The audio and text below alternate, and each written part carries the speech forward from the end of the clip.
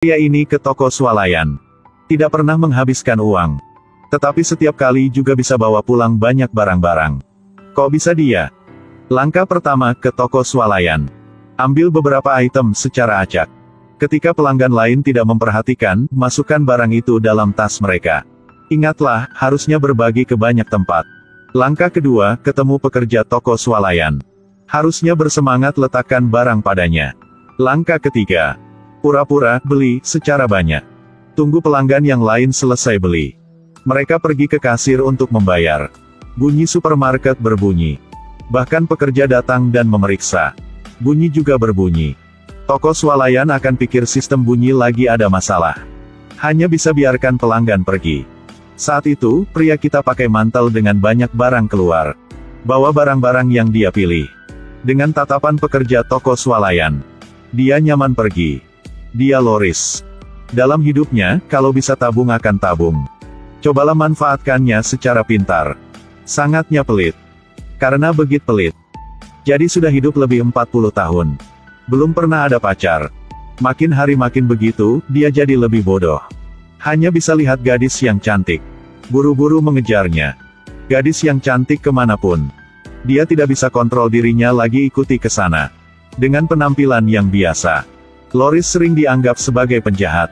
Tapi dia juga sudah terbiasa dengannya. Dia juga ada rencananya sendiri. Rasanya kalau menikah, akannya memakan banyak uang. Menantap istri punya yang lain. Juga bisa puaskan dia. Begitulah bisa tabung uang dan senang juga. Benar-benarnya tidak usah pikir yang banyak. Loris tinggal di apartemen. Biasanya, hidup dengan beberapa pesanan untuk mencari nafkah. Kekurangan biaya kamar itu terbiasa juga. Untuk bisa sembunyi manajer. Setiap kali keluar, Loris sering berjongkok untuk bisa lewati kamar penjaga.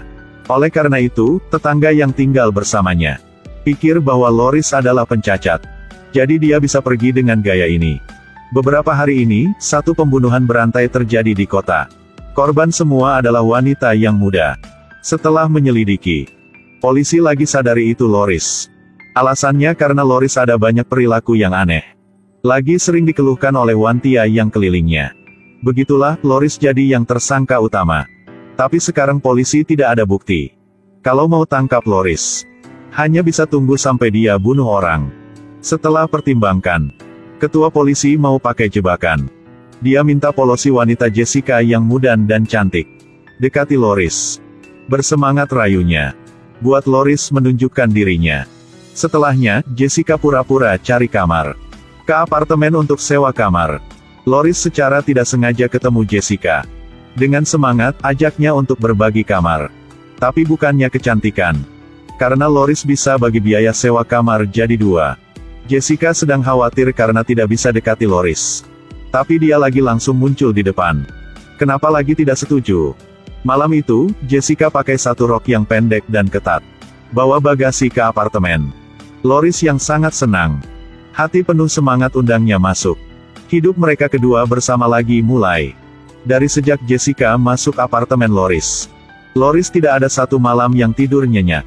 Jessica mungkinnya ada yang tidak biasa. Setiap hari di rumah juga pakai pakaian yang cantik. Dan pakaian yang seksi. Dan gaya juga sangat tidak malu. Seperti tidak ada siapapun di samping. Sering ganti pakaian di depan Loris. Ketua polisi mau Loris cepat tunjukkan dirinya. Jadi minta Jessica terus-menerus rayunya. Loris setiap hari dalam apartemen dengan takut. Dia takut akan lihat yang jangan dilihat. Lagi harus bayar uang untuk bertanggung jawab.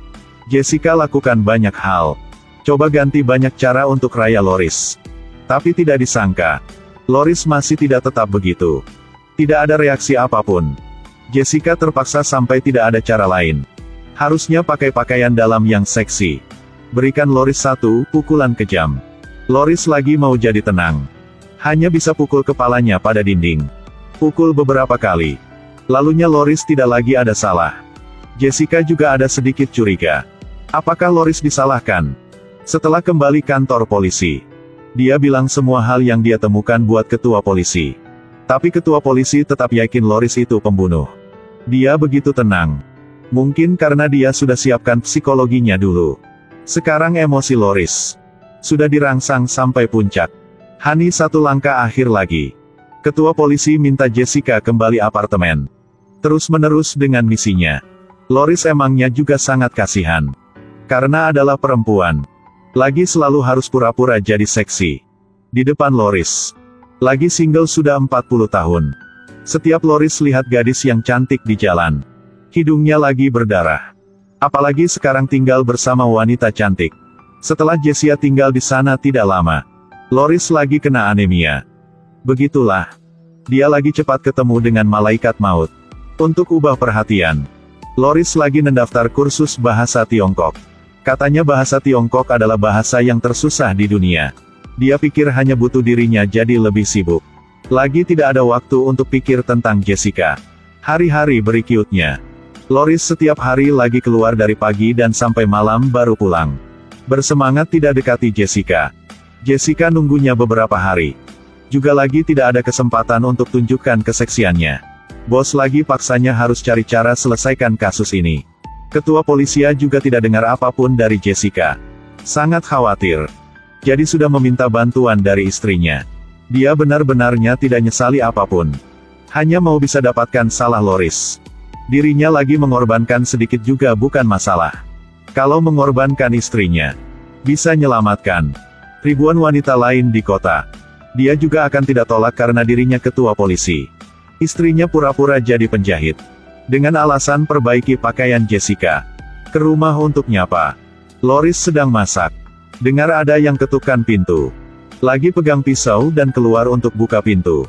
Tapi saat keluar, Loris lagi ceroboh. Tersandung di pintu.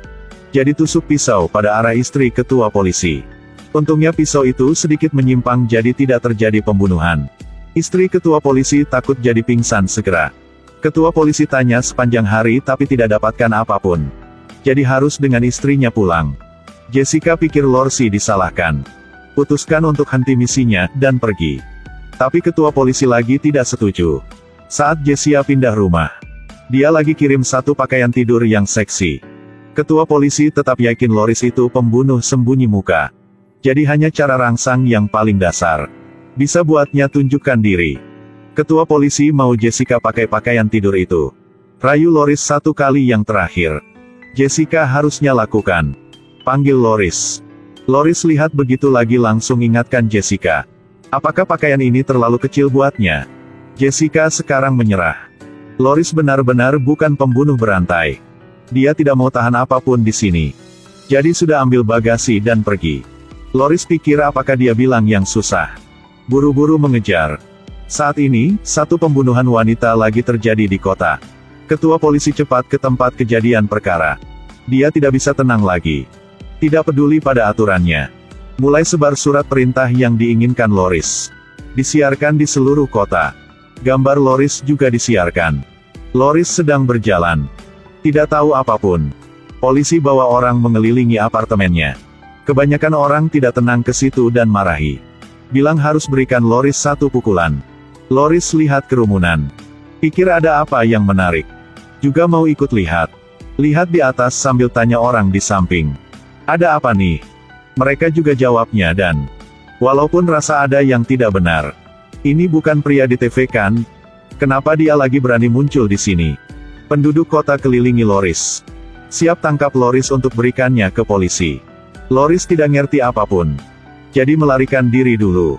Penduduk bersama mengejarnya. Lorsi tidak ada tempat manapun untuk pergi. Jadi harus ke rumah dosen bahasa Tiongkok. Dosen tidak ada di rumah. Loris memanjat jendela masuk dalam. Saat Jessica memeriksa tempat kejadian perkara. Lagi lihat satu mainan.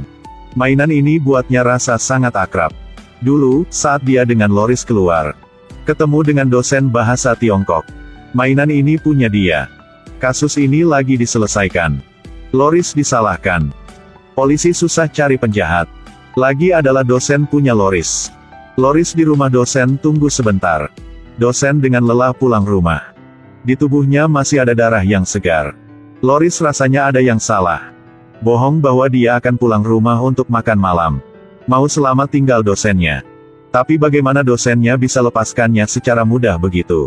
Loris benar-benar orang yang malang. Sudah ditangkap oleh polisi. Untungnya, Jessica tepat nyampe tempat kejadian perkara. Selamatkan Loris.